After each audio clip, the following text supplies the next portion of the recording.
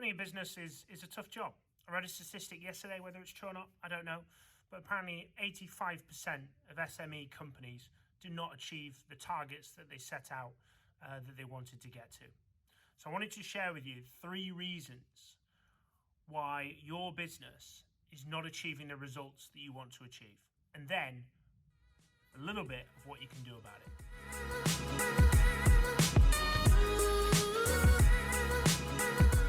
So number 1 is you are losing out to your competition.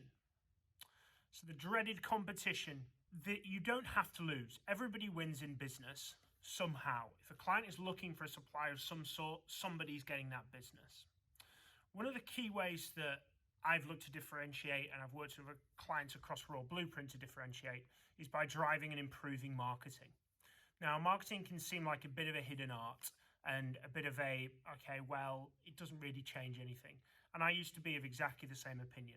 I used to feel that marketing was more about just conveying a message, more conversations, more discussions, but it's not. If we think about a lot of the brands that we work with, we think about how they make us feel. We think about how they convey their branding, their message, how they interact with us. There's a lot of factors that come with that. So one of the things is when, so let's say you're selling a consulting business for $1,000, £1,000 a month, then, but your business looks like it's really, better term of phrase, really tin pot, really small. Don't know if you can help me. You're not portraying that McKinsey, that Bain type image where everything's professionally done. You may not have the resources, and you probably don't have the resources that McKinsey, Bain, or any of the big management consulting firms do, but conveying them across. So what I implore you to do is to look at the materials that you're using for marketing. Look at your client documents. Look at your terms and conditions. Look at your proposal document, and look at also your communication and how you're playing that with your clients on those initial conversations. Upgrade these documents, improve them, improve the method of which you're communicating. Use things like StoryBrand in order to communicate more of a story rather than just here's what we do. So key thing here is improving on marketing. Take a look at some of the books on marketing that obviously online. One of the books that I do recommend is Watertight Marketing for you guys to look at. But to differentiate yourselves from the competition, you absolutely must improve on the collateral, the communication and the conversation that you're having with your clients or potential clients to therefore edge out your competition. Number 2 is something I see probably in every business or most businesses that I work with, and that's that you're not selling enough. So obviously if you improve on your marketing, that's clearly going to improve that. But a key area is consultative selling. What I see a lot of companies that I work with that they sell the features, they've learned a bit about benefits of their product or service, which is absolutely fantastic, and we need to be selling on that. But what they're failing to do is to sell consultatively. So what does that mean? I want to use the example of when you go to a doctor. Your doctor you don't just walk into the doctor's surgery and that doctor goes, yep, I can see what's wrong with you. Here's the prescription. Maybe some doctors you do, but in the most part, let's play along. So what I want you to do is prescribe your prospects and your potential clients' problems. So begin to ask them challenging questions around what their issues are and what they want to achieve, rather than just jumping into what you can do for them.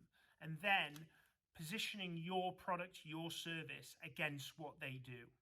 So some really good examples of questions. Why are you looking to utilize a service like ours? What are you looking to achieve, or what would be the desired outcomes from working with someone like me or a business like us? What potential challenges and issues have driven you to wanting to consider external help, or consider changing supplier, or considering our business as a potential use? When you get down to, and there's a lot more questions to ask around that, but when you get down to prescribing your client's pain, you're more likely then to be able to sell and understand and position the best type of product for you. You will find that a lot of your customers will go away and they'll be confused about what you do, or frustrated that they haven't got the right answers, or you've sold them something that they're not really looking for and they wanted to discuss another area of your business or another way you could help. Don't jump straight into sell, jump straight into questioning. You're measured by the questions that we ask, not the answers that we give. I apologize for the very quick interruption here. I just wanted to give you a little nudge. If you've not already, please do hit the likes button if this video you feel is valuable to you. It helps with the YouTube algorithms and helps me out tremendously. But also, please do subscribe and obviously hit the notification button for the channel if you do feel that this is stuff that you want to continue watching. That way, you'll be notified all about the videos that we release about how to grow and develop your business.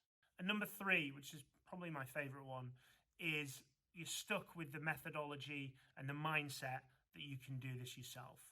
The amount of business owners that I speak to, when I speak to them about finances, when I speak to them about marketing, when I speak to them about sales and all the other areas of their company, administration, they turn around to me and say, well, why would I pay somebody to do one of these things when I can do it myself?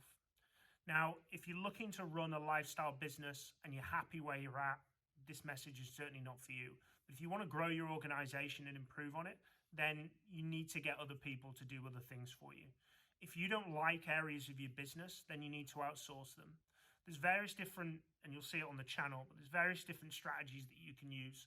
One is the virtual assistant, obviously strategy to get rid of your data, your administration, some of your social media work, and a ton of other stuff that you can get them to do.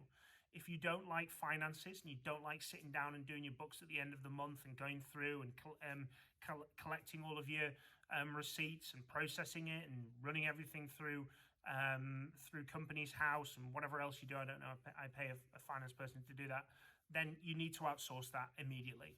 When I first set up my first business, which is an executive search firm, it's the first thing I did. I found an accountant. I'd sourced everything from them, from sending invoices to doing my Company's House, a thing that you have to do every year, from my tax returns. They even do my the whole process of finance with my management accounts, with an update at the end of the month. This is where you're at. This is why you've gone over. This is you're in the red, you're in the green. And I get that feedback every month. So I know where I'm at. I don't need to worry about it. And I don't need to get lost in processing receipts and making sure invoices have been paid. I've got somebody to chase that for me. Now, that might sound like a bit of a luxury, but as you want to grow your business, you want to focus on probably the selling area. You want to focus on the delivery of the product, maybe delivery of the service. Whatever it is that you're good at is where you need to double down in. You don't need to be playing around with administration. You don't need to be upgrading your marketing documents. Get somebody in to do that. And you don't need to just employ people on full time. You don't need to employ people in the country. Don't need to employ people in the UK. Use FIVERR and other popular kind of gig websites to hire the right people. And if you do need support on that, reach out to me because I do offer that as part of my service to make sure this all gets set up. A key thing, guys, is do not do it all yourself. Outsource some of these bits and pieces. Have a bit more time for yourself, but also grow your business and focus on the areas that you're working on.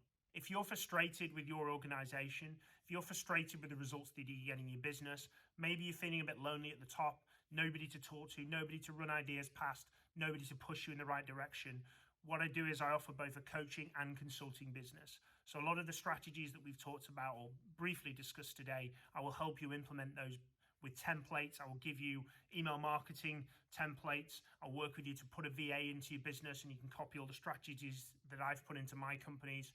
And all these areas are all supported alongside the coaching, the discussions, the advice, and everything else that you need when you're lonely at the top. So please do reach out to me. Information's on the screen at the moment.